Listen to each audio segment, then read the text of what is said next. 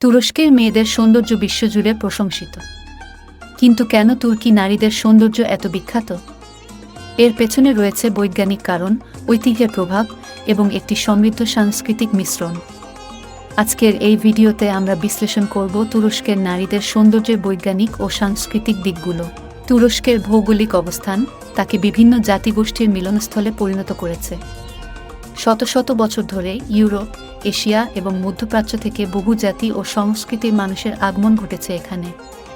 এই জিনগত বৈচিত্র্য তুর্কি নারীদের একটি অনন্য শারীরিক বৈশিষ্ট্য প্রদান করেছে।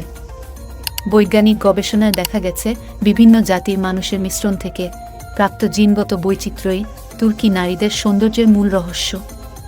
তাদের চামড়ার হালকা হলদে রং, চুলের সোনালি কালার এবং নীল চোখের রঙে রয়েছে বৈচিত্র্যের ছোঁয়া, যা তাদের সৌন্দর্যকে করে তুলেছে অনন্য।